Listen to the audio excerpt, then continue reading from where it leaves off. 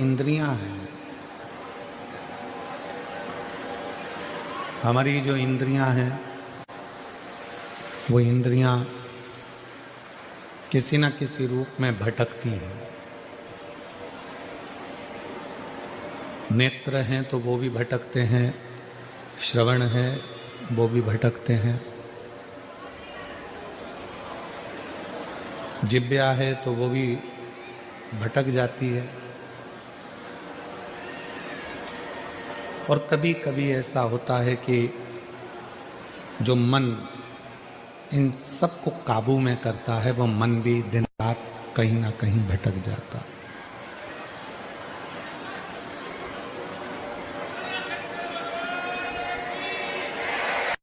आवाज नहीं आ रही है भाई।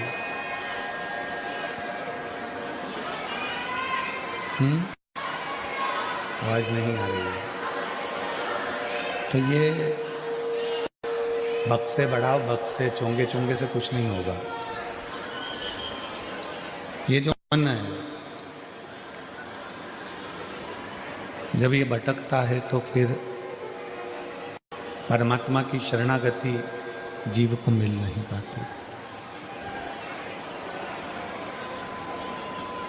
शिव महापुराण की कथा करती ही यही है कि इस मन को केंद्रित करती है।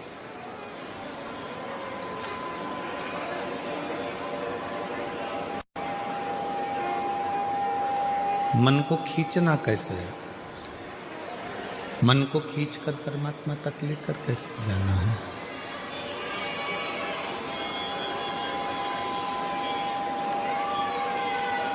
मन को खींच परमात्मा तक कैसे लेकर जाना, ये कथा यही दर्शाती है।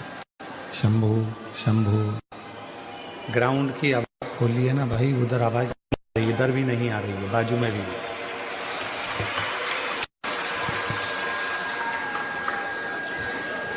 शिव कथा को केंद्रित करने का प्रयास करती है,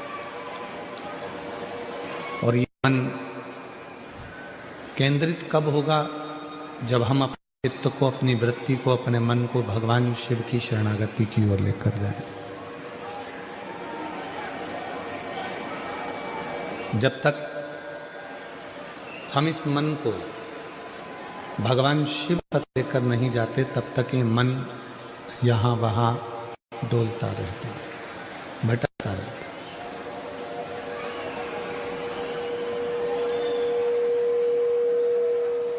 भगवान शंकर का जो पंचाक्षर मंत्र है नमः शिवाय,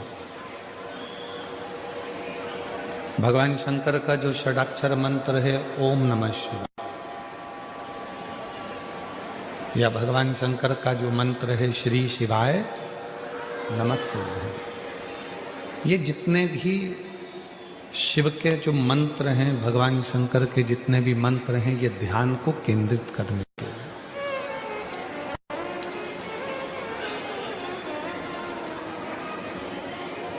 इसलिए शिव महापुराण में 3 उम्र ऐसी बताई है, जिन उम्र में हमें अपने मस्तक पर किसको बिठाना चाहिए, ये बताया गया।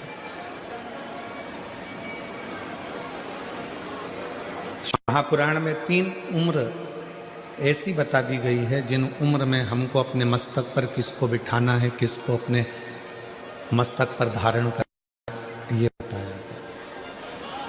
पहले नंबर पर है 15 वर्ष की जब आयु रहती है, तो 15 वर्ष की आयु में अपने पिता को अपने मस्तक पर, अर्थात अपने भेजे में, अपने दिमाग में, 15 वर्ष की आयु में जब पिता, 15 वर्ष की आयु में जब पिता हमारी बुद्धि में होंगे, हमारे मस्तक पर होंगे, हमारी दिमाग में होंगे, तो हम कहीं गलत जगह पर नहीं जा पाएंगे। एक 15 वर्ष की आयु ऐसी आयु होती है जिसमें बच्चे भटक जाते हैं, बेटा बेटियां मार्ग से भटकने का प्रयास करते। और जिस बेटा बेटी के दिमाग में, बुद्धि में, मस्तक पर पिताजी बैठे होते हैं, अर्थात उसको ये मालूम होता है कि मेरे पिताजी का मान है, सम्मान है, इज्जत है। अगर गलत जगह पर जाऊंगा तो मेरे पिता का मान घट जाएगा। मैं गलत चीज खाऊंगा तो लोग मेरे पिताजी को क्या कहेंगे। मैं गलत जगह पर खड़ा रहूंगा तो लोग मेरे पिताजी को क्या कहेंगे।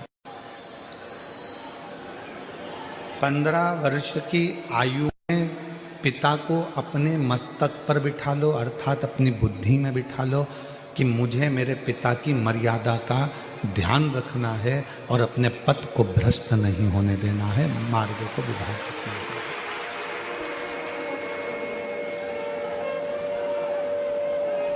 एक तो उम्र बता दी 15 साल की, शिव महापुराण ने दूसरी उम्र बता दी 35 साल की, कि जब 35 वर्ष की उम्र हो, शादी हो जाए, बच्चे हो जाएं, तब हमें अपने मस्तक में किसको बिठाना है? तो कहा अपनी औलाद को, अपने बच्चों को, अपना बेटा बेटी को अपने सिर पर, अपने मस्तक में, अपनी बुद्धि में, अपने विचारों में बिठा। अपने बेटा बेटी को जब तुम 35 साल 15 साल के हो तो पिता को सिर पर बिठाओ, पिता को बुद्धि में बिठाओ, पिता को चित्त में बिठाओ। 35 साल के हो गए तो अपने बेटा बेटी को अपनी बुद्धि में बिठाओ, अपने सिर पर बिठाओ, अपने मस्तक पर बिठाओ। अपने दिमाग में अपने बेटा बेटी को बिठा लो कि अब मैं 35 साल का हो गया हूँ, मेरे घर में एक बेटे ने, मेरे घर में बेटी ने जन्म ले लिया है। अगर मैं नशा कर आऊँगा तो लोग मुझसे तो कम मेरे बच्चों से ज़्यादा कहेंगे कि तेरा बाप नाली में पड़ा हुआ था, तेरा पिता गंदी जगह पर था।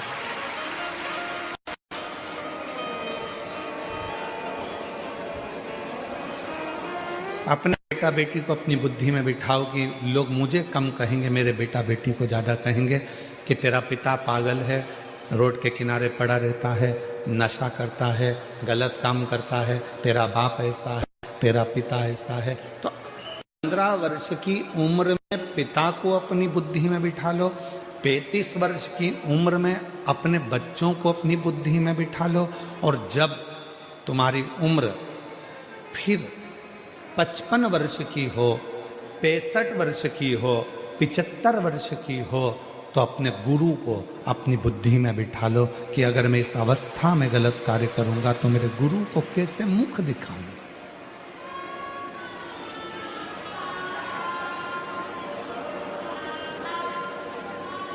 मैं अपने गुरु के सामने कैसे जाऊंगा, कैसे मुंह दिखाऊंगा कि मैंने अपनी पूरी जिंदगी अच्छे से निकालना था और मैंने अपनी जिंदगी को बिगाड़ दिया।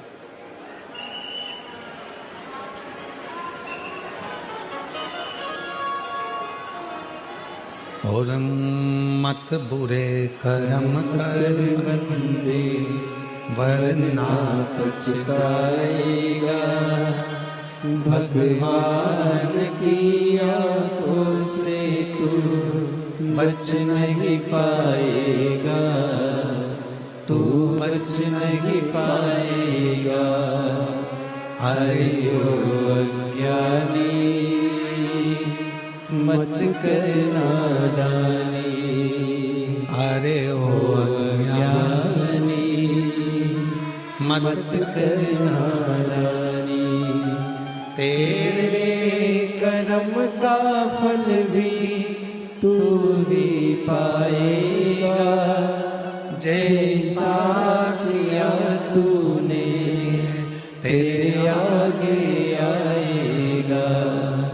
मत बुरे कर्म कर बंदे, वरना पछताएगा, भगवान की आंखों से तू बच नहीं पाएगा, तू बच नहीं पाएगा।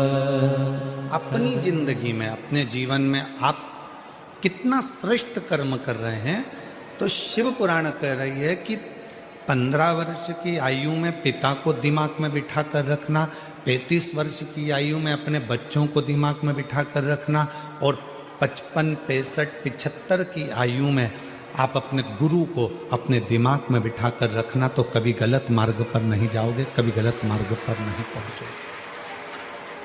जिसके बचपन में पिता उसकी बुद्धि में बैठा रहता है तो बेटा हो चाहे बेटी हो वो कभी गलत मार्ग पर नहीं जाते। बेटी को भान रहता है मेरे पापा क्या कहेंगे, उनकी पूरी इज्जत है संसार में, मेरे मोहल्ले में, मेरी कॉलोनी में, मेरी सोसाइटी में, मेरे पूरे, उनका कितना मान है, उनका कितना सम्मान है, उनकी कितनी इज्जत है। अगर मैं गलत काम करूंगी या मैं गलत काम करूंगा तो उनका क्या मान रहेगा, उनकी क्या इज्जत रहेगी, उनका क्या भाव रहेगा।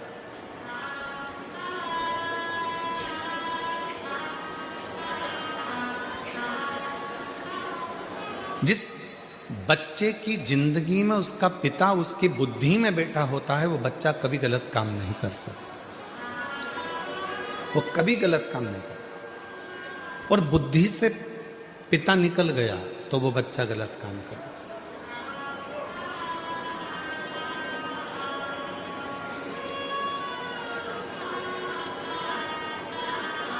शिव महापुराण की कथा में भगवान गणेश जी का पवित्र चरित्र आता है।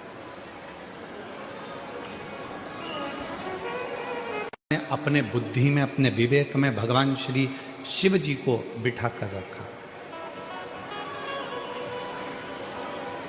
दुनिया के लोग कहते हैं कि बुद्धि के देवता भगवान श्री गणेश जी महाराज हैं। कौन है? जम के बोलो, बुद्धि के देवता कौन है? गणेश जी महाराज। पर कोई तुमसे पूछे कि बुद्धि के देवता को बुद्धि का देवता बनाने वाला कौन है, तो आपको उत्तर देना पड़ेगा कि उनको बुद्धि का देवता बनाने वाला केवल एक है। नहीं तो माता पार्वती जी ने तो अपने तन का उपटन निकाला था, और पार्वती जी ने अपने तन का उपटन निकालकर उसका एक पुतला तैयार करा था। अब उस पुतले में प्राण दे दिया गया था।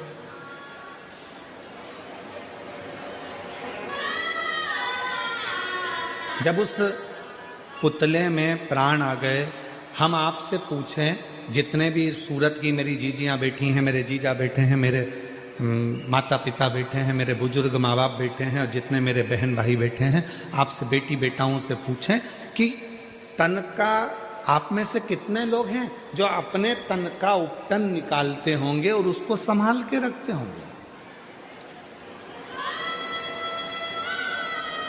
कोई नहीं।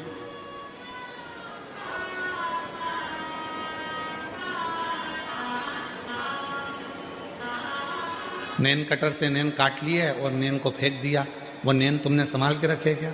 जम के तो बोलो नहीं।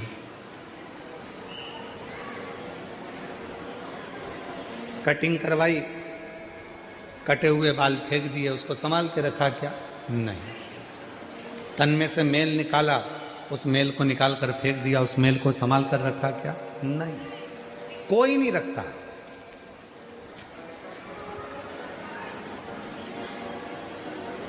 अब उस कटे हुए नख में क्या बुद्धि होगी? कटे हुए बाल में क्या विवेक होगा, बुद्धि होगी? या तन के उस मेल में क्या बुद्धि होगी, क्या विवेक होगा? पार्वती मैया ने अपने तन के उपटन से भगवान श्री विनायक को प्रकट किया, भगवान श्री गणेश जी महाराज को प्रकट किया, और प्रकट कर कर दरवाजे पर ले जाकर बिठा दिया कि अंदर किसी को मत आने देना। परंतु भगवान शंकर उस दरवाजे पर आ गए, और भगवान शंकर ने भगवान विनायक की उसी दरवाजे पर 3 परीक्षा ली। दुनिया के लोग कहते हैं कि भगवान ने उसका सिर काट दिया, पर परीक्षा 3 लिए। भगवान श्री शिव जी ने, भगवान शंकर ने 3 परीक्षा ली, और वो 3 परीक्षा, पहले नंबर की परीक्षा ली बालक से कि बालक तुम कौन हो? तो बालक ने कहा मेरी माता अंदर स्नान कर रही है, मैं उनका पुत्र हूं।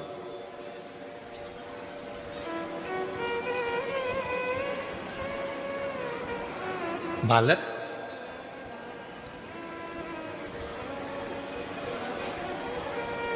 तुम किनके पुत्र हो?